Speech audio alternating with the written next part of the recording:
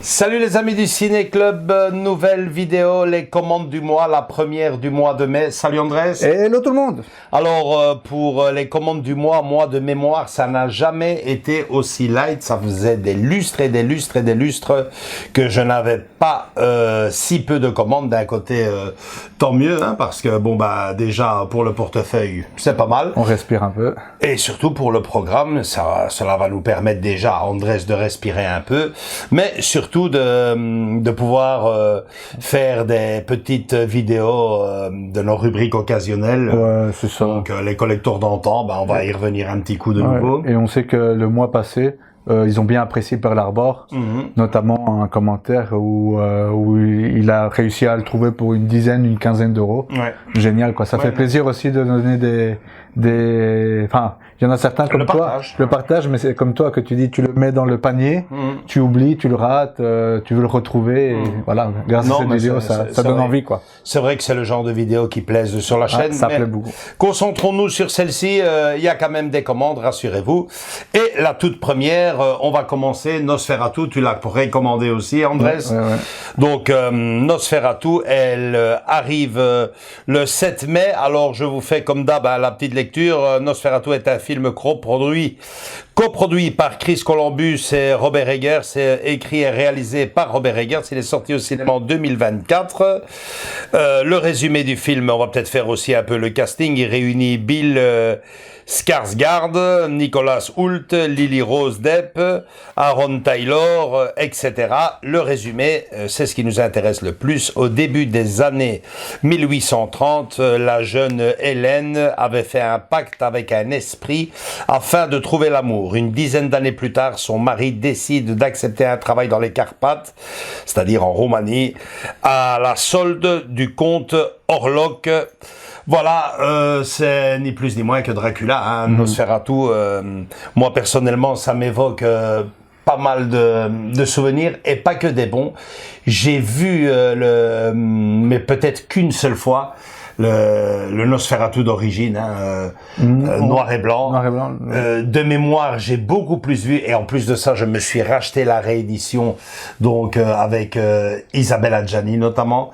Ça a été un film qui a été fait dans les années 60, quelque chose dans le genre, il me semble 60-70. Franchement, très mal vieilli. Je l'ai vu. Autant revoir l'original. Et là, c'est avec une certaine impatience que j'attends de voir donc ce remake en quelque sorte. Quoi. Voilà. Enfin, petite parenthèse, c'est juste pour rappeler, il y a pas si longtemps, un an avant, il y avait le voyage de Déméter. Ouais. Donc, qui était très mal reçu. Donc, c'était une catastrophe. Et là, c'est l'inverse. Là, tout le monde parle que du bien, en tout cas, autour de moi. J'ai eu que des bonnes notes, on va dire. On va découvrir, quoi, avec ce nouveau Nosferatu. Ouais, en fait, le dernier que j'avais vu, moi, si je ne me trompe pas, c'est effectivement celui de Werner Herzog en 1979-79. Donc, c'était un peu plus loin. Donc, fin des années 70. Celui-ci, semble-t-il, le surpasse aisément. En tout cas, le film a comblé les spectateurs puisque il a également rempli les salles. Il a été produit pour 50 millions de dollars et a déjà récolté plus de 230 millions au box-office en seulement 3 semaines d'exploitation. Il est disponible en précommande un peu partout en steelbook, que je ne trouve pas super beau. Oui, attention, il y a plusieurs versions, il y a plusieurs sorties, donc notamment Amazon et la Fnac. Ouais, il est déjà disponible, en tout cas déjà disponible. Il le sera le 7 mai. Mais il est prévu en steelbook collector 4K sur Amazon et la Fnac, mais il y a aussi une édition collector spéciale à Fnac. Il s'agit d'un digipack. Le film en digipack cartonné nous arrive en édition limitée Blu-ray plus Blu-ray 4K Ultra HD avec la version longue du film, 5 photos, 5 cartes, le poster en exclusivité sur la Fnac à 40 €. Et c'est celui-là que vous verrez sur la chaîne. Sur la chaîne, oui. Puisque c'est bien Andrés que moi l'avons précommandé, donc le premier à le recevoir. Ouais. Hop, rendez-vous pour la vidéo qui arrivera si le 7 mai, je ne sais pas quand ça tombe exactement, mais bon, au moment où vous verrez cette vidéo, calculez une dizaine de jours. Hein. Oui, oui. Ouais. 10 jours en tout, à partir de maintenant, 10 jours en tout. Ouais, je pense. Le temps de nous enregistrer, l'envoyer. Vous savez comment on fonctionne. Ouais. On n'est pas des petits privilégiés. Ça serait bien, mais moi pas encore. Mais c'est chouette, quoi. Enfin, moi j'ai hâte de voir ça parce que au début, c'était seulement le steelbook qui était présenté. Ouais. Donc toi, tu l'avais commandé, si je me rappelle. Ouais, on était en phase de commander. Et je t'ai dit, attends, il y a le nouveau qui vient. On change tout directement. Moi, je l'ai précommandé. J'ai directement précommandé quand j'ai vu Nosferatu. J'ai dit, bon, il y a que ça de disponible. Moi aussi, je croyais que ça. Voilà. Et puis, par après, on a vu la sortie nouvelle. Et là, on a sauté dessus. Alors, deuxième préco pour moi, l'Inspecteur Harry.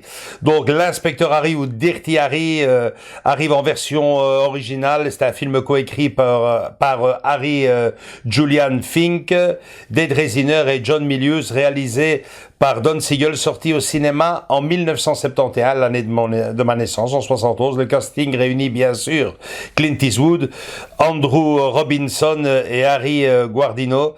Le résumé, il n'y a pas grand-chose comme résumé. On vous présente Dirty Harry, le flic le plus violent de San Francisco, en tout cas pour l'époque. Depuis lors, il y a d'autres flics bien plus violents qui sont sortis au cinéma. Beaucoup plus d'action, mais l'inspecteur Harry a ce charisme qu'ils n'ont pas les autres. Mais bon, ça c'est ma petite parenthèse à moi. Ouais, et un film que je ne possède même pas en DVD, donc la question ne se posait pas pour moi, d'autant plus qu'il arrive dans un beau coffret collector limité avec un étui rigide qui contient le steelbook exclusif avec la 4K Ultra HD, le Blu-ray du film, 5 cartes photos du personnage du film, 4 cartes photos du tournage, plus 2 cartes photos de pièces du dossier Scorpio, lui aussi prévu pour le 7 mai.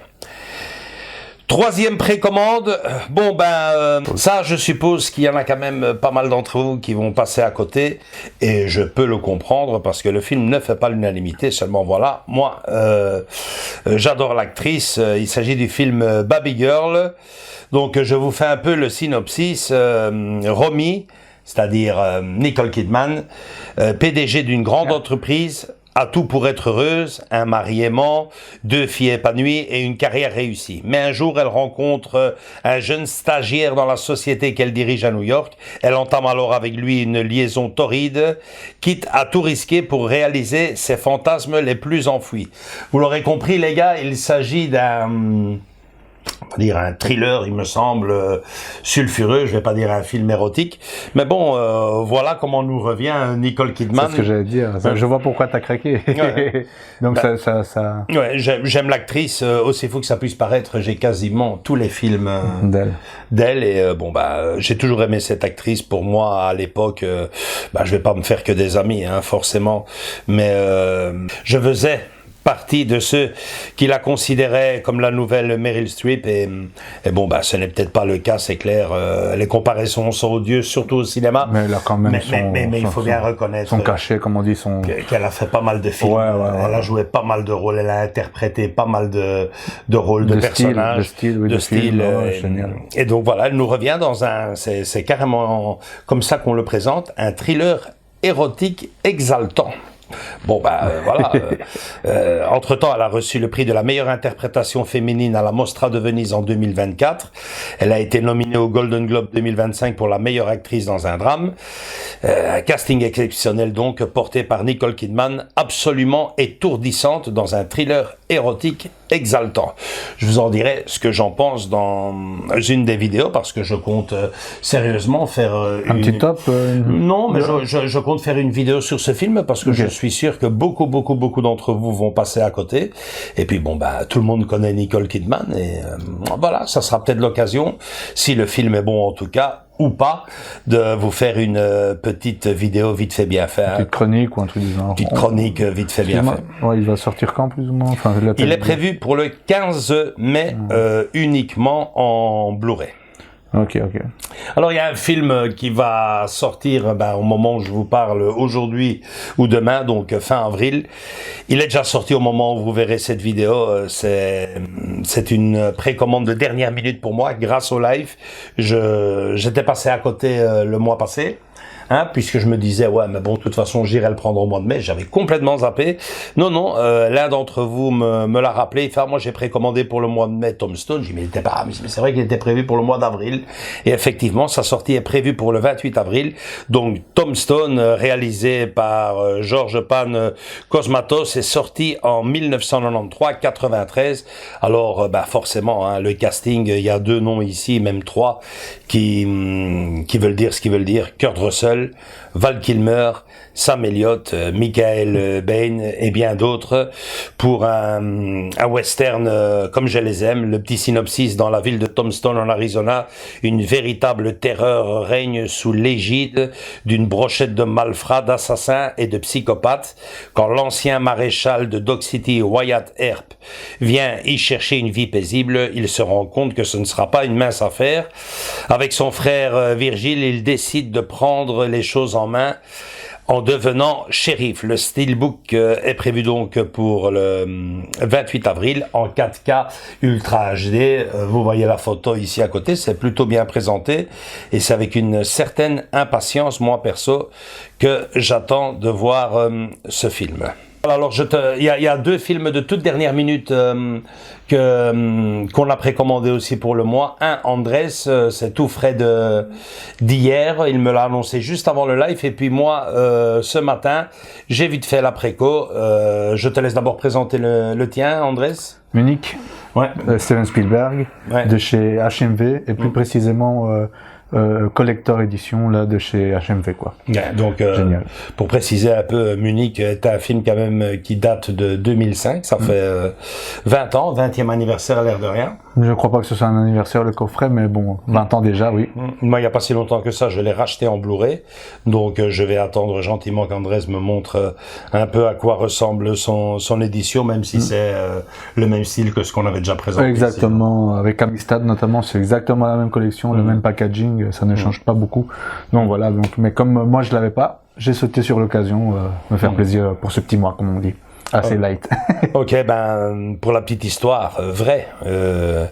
En tout cas, après le meurtre de 11 athlètes israéliens et leur entraîneur aux Jeux Olympiques de 1972-72, le gouvernement israélien confie secrètement à Avner Kaufman une série de représailles stratégiques. À l'aide d'un conducteur, d'un faussaire, d'un fabricant de bombes et d'un ancien soldat, Avner mène une opération mondiale visant 11 personnes. Comme les assassinats s'accumulent, Avner commence à douter de la moralité de ses actions. J'insiste, basé sur un fait réel. Film de 2005 de Steven Spielberg, que du bon. Ça m'étonne. Franchement, ça m'étonne que pour le 20e anniversaire, on n'ait rien prévu en support physique ou même au cinéma, ressortir au cinéma. Après, c'est un très beau film, magnifique, mais qui a quand même, et je m'en souviens très bien, fait beaucoup moins de bruit que La liste de Schindler ou Le soldat Ryan, pour rester dans le répertoire, dans la palette de Steven Spielberg, quoi. Donc voilà, ça c'est pour Andrés hier, juste avant le live, et moi juste après le live, je me suis précommandé sur Amazon, avis aux amateurs, allez jeter un petit coup d'œil, à 14,99 € s'il vous plaît. Braveheart en 4K Ultra HD.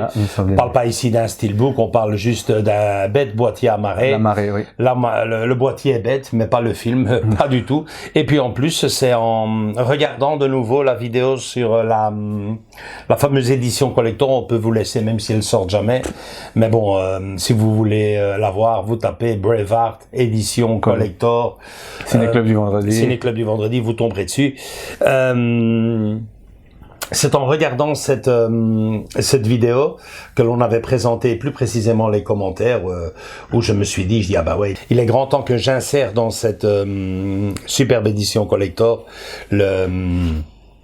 le 4K de Braveheart, et ça tombe plutôt bien qu'ils soient en amarré parce qu'il y a pas mal de place à l'intérieur pour glisser non pas un digibook mais un simple amarré. Ça se fera sans aucun problème.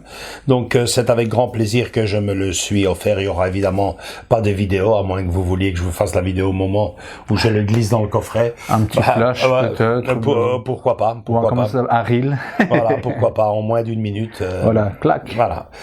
Alors, l'édition complète, définitive. Ouais. Pour le reste, il y a le panier, et dans le panier, moi, j'ai laissé gentiment, attention, le panier, ça ne veut pas dire que c'est mis de côté. Non, non, vous savez, plus d'une fois, je craque et je vais piocher dans le panier.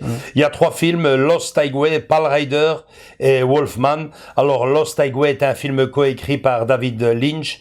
Le résumé, comme toujours, il est très difficile de résumer un film de David Lynch. Ouais. Pour le pitch, un couple reçoit de mystérieuses vidéos prises à leurs insus. Lorsque le mari reçoit une ultime vidéo le montrant à côté du corps sans vie de sa femme, ce dernier est arrêté pour meurtre.